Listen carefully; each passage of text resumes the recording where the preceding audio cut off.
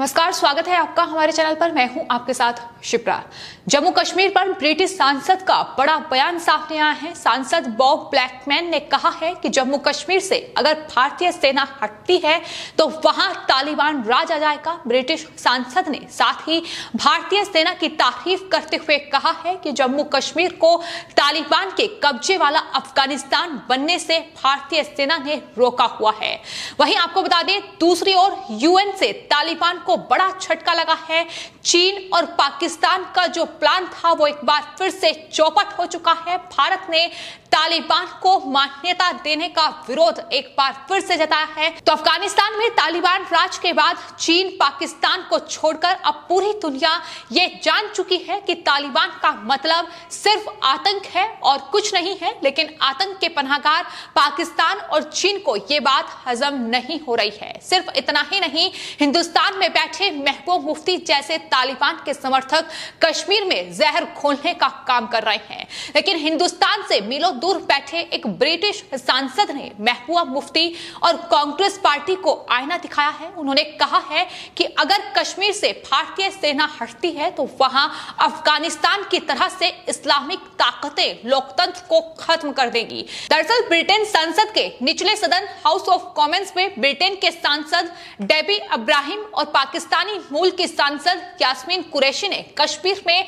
मानवाधिकार की स्थिति पर एक चर्चा की। लेकिन इस दौरान पाकिस्तान समर्थक ब्रिटिश सांसद के बयान पर ब्रिटेन के ही एक दूसरे सांसद बॉब ब्लैकमैन ने जोरदार पलटवार किया और ब्रिटिश सांसद बॉब ब्लैकमैन ने चेतावनी देते हुए कहा कि अगर भारतीय सेना कश्मीर से हटती है तो अफगानिस्तान की तरह से कश्मीर में इस्लामिक ताकतें लोकतंत्र को खत्म कर देंगी। इतना ही नहीं, उन्होंने कहा कि हमने ये देखा है कि अफगानिस्तान में क्या कुछ हुआ है।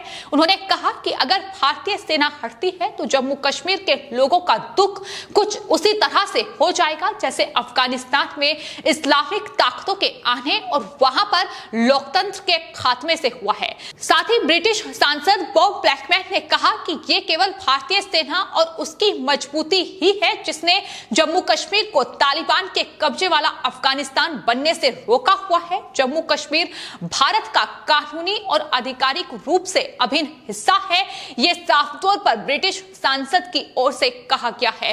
तो जिस तरीके से हिंदुस्तान में बैठकर और यहां तक कि कश्मीर में बैठकर ही महबूब मुफ्ती फारूक अब्दुल्ला जैसे लोग लगातार आतंक का समर्थन करते हैं, आतंक के पनाहगार चीन और पाकिस्तान का गुणगान करते हैं, उन तमाम विपक्षी दलों को आज ब्रिटिश सांसद ने आईना दिखाने का काम किया है। खासतौर पर कांग्रेस पार्टी जो लगातार पाकिस्तान और चीन की भाषा बोलती है, लेकिन हिंदुस्तान से इतने मील दूर बैठे ब्रिटिश सांसद भी यह बखूबी तरीके से जानते हैं कि आतंक किस तरह से घात लगाए बैठा हुआ है।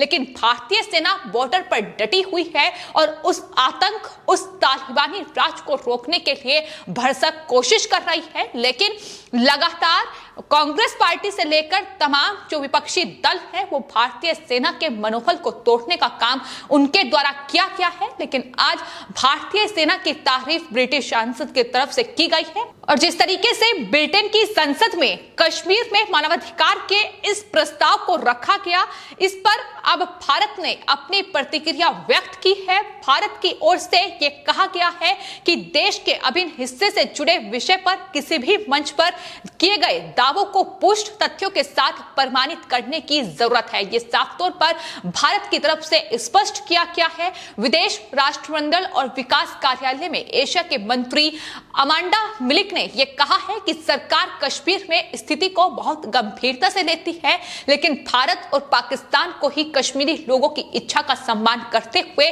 स्थायी राजनीतिक समाधान तलाशना होगा। ब्रिटेन का जिम्मा इसका कोई समाधान देना या मध्यस्थ के तौर पर काम करने का नहीं है। यह साफ तौर पर भारत की ओर से कहा गया है। भारत सरकार ने इस चर्चा में भाग ले रहे सांसदों और खासतौर से पाकिस्तानी मूल की सांसद जिन्होंने इस प्रस्ताव को रखा, उन्होंने कहा कि जिस तरीके की भाषा का इस्तेमाल उनकी तरफ से किया गया वो निंदनीय है। और लंदन में भारतीय उच्चायोग के एक अधिकारी ने प्रधानमंत्री नरेंद्र मोदी पर निशाना साधे जाने की निंदा भी की और कश्मीर को भारत का अभिन्न अंग भारत की ओर से एक बार बार फिर से ब्रिटेन की संसद में बताया गया है। जिस तरीके से यह प्रस्ताव रखा गया, कश्मीर को लेकर चिंता जाहिर की गई, लेकिन यह साफ तौर पर भारत ने स्पष्ट कह दिया है कि कश्मीर भारत का अभिन्न अंग है और कश्मीर का समाधान भारत सरकार ही तलाशेगी, ब्रिटेन उसका समाधान नहीं निकाल सकता। तो जाहिर तौर पर यह जो चर्चा हुई ये अपने आप में बड़ा सवाल है, लेकिन ब्रिटेन के एक सांसद का जवाब अपने आप में बेहद अहम हो जाता है, क्योंकि जिस तरीके से अफगानिस्तान में तालिबानियों ने कब्जा किया है, तालिबान राज अफगानिस्तान में स्थापित हो गया है, लेकिन भारत के जो पड़ोसी मुल्क हैं, फिर चाहे वो पाकिस्तान हो या चीन हो, वो तालिबान के पैरोकार बनकर बैठे हुए हैं। यूएन में अंतरराष्ट्रीय मंच पर उन्हें मान्यता दी जाए, उन्हें तवज्जो दी जाए, इसका समर्थन लगातार पाकिस्तान और चीन की ओर से किया जा रहा है। तालिबान को यूएन में बोलने का मौका मिले, ये लगातार जो पैरवी है वो पाकिस्तान की ओर से की जा रही है, लेकिन यूएन में भी अब तालिबान को बड़ा झटका लगा है। यूएन में तालिबान को बोलने का मौका नहीं मिलेगा।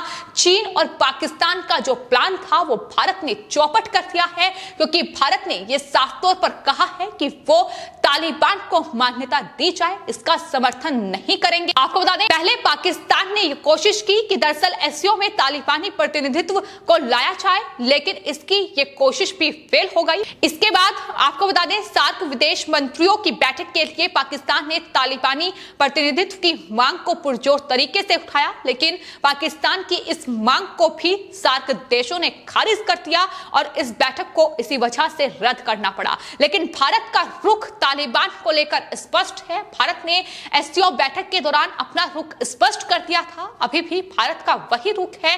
भारत तालिबान की मौजूदा व्यवस्था को किसी भी तरह से मान्यता देने के पक्ष में नहीं है। अमेरिकी यात्रा के दौरान प्रधानमंत्री नरेंद्र मोदी भारत का स्पष्ट रुख एक बार फिर से जाहिर तौर पर अमेरिकी राष्ट्रपति जो बाइडेन के साथ साझा करेंगे। भारत का यह मानना है कि तालिबान की मौजूदा व्यवस्था को मान्यता देने की किसी भी कवायद से कट्टरपंथ और आतंकवाद बढ़ने का खतरा मंडराया हुआ है, क्योंकि जिस तरीके से तालिबान जो कि एक आतंकी संगठन है, उसने अफगानिस्तान पर कब्जा किया है, लेकिन पाकिस्तान और चीन ये दो देश जिस तरीके से तालिबान के पैरोकार बनकर बैठे हुए हैं, वो देश जो लगातार आतंक को बढ़ावा दे रहे हैं, जो लगातार आतंक को पालने पोसने का काम कर रहे हैं और हिंदुस्तान के लिए एक बड़ा खतरा है। तो ऐसे में तालिबान को लेकर भारत सरकार का स्पष्ट रुख है कि तालिबान को मान्यता दुनिया में ना मिले। तो फिलहाल आपको बता दें, यूएन से तालिबान के साथ साथ चीन और पाकिस्तान को भी बड़ा झटका लगा है और इस साल भी अफगानिस्तान की पूर्व सरकार के नुमाइंदे ही संयुक्त राष्ट्र महासभा में अपने देश का प्रतिनिधित्व करेंगे। यानी तालिबान ने भले ही अफगानिस्तान पर राज कर लिया हो, लेकिन तालिबान को यूएन में पहुंचने का मौका नहीं मिलेगा, ये साफ तौर पर यूएन ने डिसाइड कर लिया है। लेकिन वहीं तालिबान अफगानिस्तान पर जिस तरीके से कब्जा किया है, उसके बाद जिस तरीके की कट्टरपंथी जो सोच है, जो तस्वीरें हैं, वो लगातार अफगानिस्तान से निकलकर सामने आ रही हैं, जहां लोगों पर सिर्फ और सिर्फ जुर्म किया जा रहा है। यही वजह है कि भारत तालिबान का कड़ा विरोध कर रहा है, लेकिन पाकिस्तान और चीन पहले से ही उनकी मानसिकता ही आतंकियों के पनाहगार की रही है। आतंकियों को पालने और पोसने का काम इनकी ओर से किया गया है। लेकिन आज ब्रिटेन की संसद में जो हुआ, जिस तरीके से ब्रिटेन के सांसद ने भारतीय सेना की तारीफ की, लेकिन आपको बता दें, आप इस पूरी चर्चा में वहां पक्ष और विपक्ष के करीब 20 से ज्यादा सांसदों ने हिस्सा लिया। लेबर पार्टी के सांसद बैरी गार्डियन ने पाकिस्तान को आईना दिखाते हुए ये कहा कि दरअसल पाकिस्तान क्षेत्र में आतंकवादी शिविरों को पनाह दी गई है, यानी पाकिस्तान सरकार की ओर से, पाकिस्तान आर्मी की ओर से इस तरीके से आतंकवाद को पाला पोसा जा रहा है। उन्होंने कहा कि इतने सालों में पाकिस्तान ने तालिबानी नेताओं को पनाह दी और उनकी खुफिया एजेंसी आईएसआई ने उन्हें और दूसरे आतंकी संगठनों को अन्य तरीके से सहयोग दिया है। और अब जिस तरीके से पाकिस्तान तालिबान का समर्थन कर रहा है, उससे भी ये स्पष्ट हो जाता है कि किस दिशा में पाकिस्तान आगे बढ़ रहा है। और जाहिर तौर पर ये भारत में रह रहे तमाम विपक्षी दलों, फिर चाहे वो कांग्रेस पार्टी हो या फिर जम्मू कश्मीर की तमाम क्षेत्रीय पार्टियां हो जो लगातार पाकिस्तान और चीन की भाषा बोलती हैं, कहीं ना कहीं उन्हें आईना दिखाने के लिए काफी है कि किस तरीके से हिंदुस्तान से कितने मील दूर बैठे ये सांसद भी ये जानते हैं कि भारतीय सेना इस वक्त जो बॉर्डर पर डटी हुई है उसका ही ये नतीजा है कि आज हिंदुस्तान अफगानिस्तान नहीं बन रहा है। आज हिंदुस्तान में महफूज लोग खुद को मान रहे हैं। तो ये भारतीय सेना की ही ताकत है कि इस तरीके से हिंदुस्तान आज आतंकवाद से बचा हुआ है। फिलहाल आपकी इस पूरे मामले पर क्या राय है हमें कमेंट बॉक्स में जरूर लिखें और चैनल को सब्सक्राइब करें। धन्यवाद।